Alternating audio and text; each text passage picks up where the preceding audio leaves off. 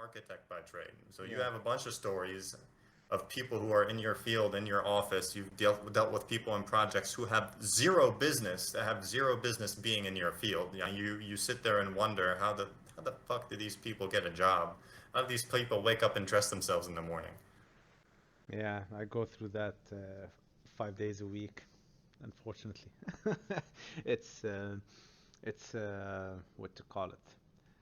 Um, it's sad because like I honestly I blame of course the parents number one because Yeah.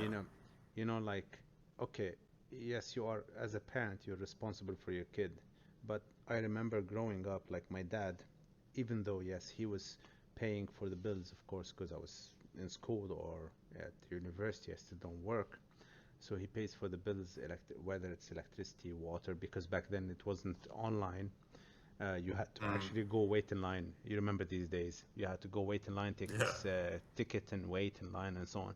So what my dad used to do, he wanted me to learn this, like the value of money and responsibility. So he used to give me the money, obviously because he's paying for it, but he used to let me walk to the place or go there to by myself, whether it's cycling, take a taxi, or whatever. He didn't go with me, so he can teach me the value of like going there and taking these steps, waiting in line, dealing with the customer service, paying the bill, and whatever. Even my university, he used to give me the money. He was like, okay, you take the money, you go and pay. So Mm. it's like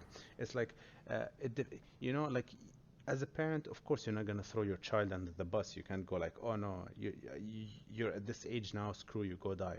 A parent will never do Mm-hmm. that, but you can also uh, let your kid give your kid.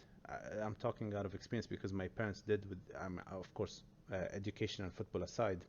I mean the choice of astrophysics and football, but other than that, um, my parents used to like let me do my own mistakes, and they were there for me to go back when I know that I fucked up, but they weren't there Yeah. like from the start. You go like, no, you cannot do this, no, you cannot do that. Like I know a lot of guys, for example, they can't talk to girls, they only know how to talk to their sisters, not even their cousins, because Mm. the mentality, you cannot as a boy talk to your female cousin, which is weird.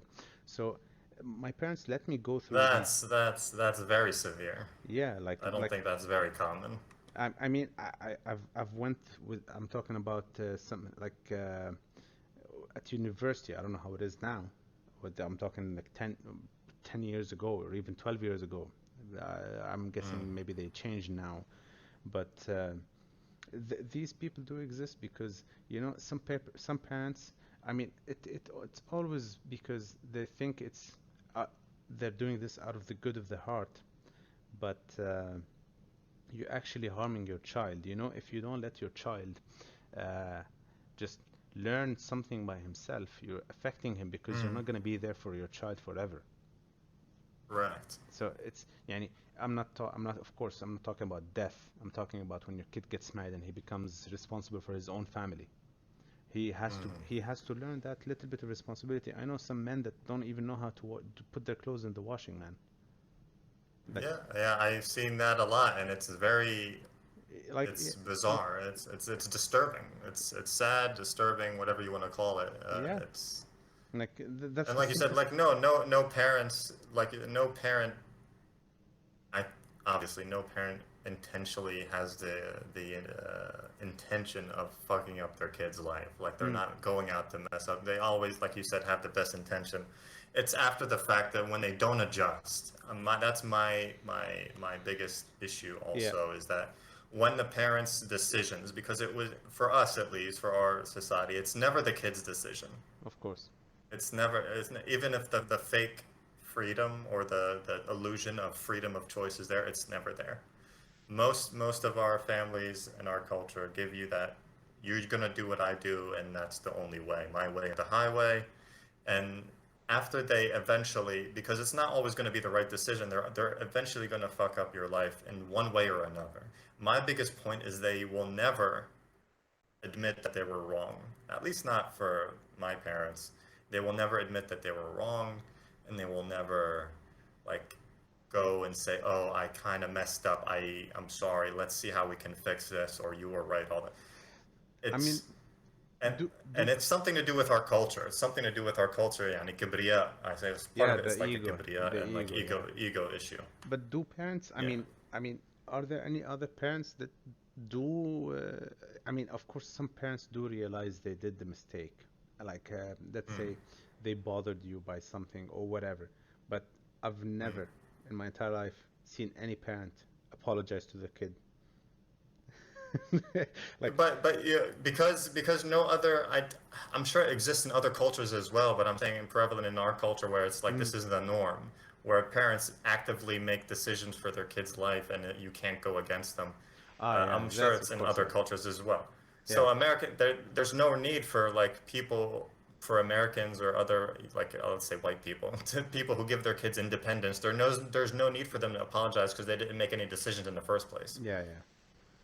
No, I know. For me, Uh, what I understood was like if a parent just like fucks up throughout your life, and just one day realizes that they were mistaken, and they go like, oh, I'm sorry for doing this. I thought you were talking about that. You meant about the complete freedom. I get you now. yeah, yeah. And I mean, it's different where there's no pullback. If you're like a drone who's like, yes, yes, مثل ما بدك, yes, yes.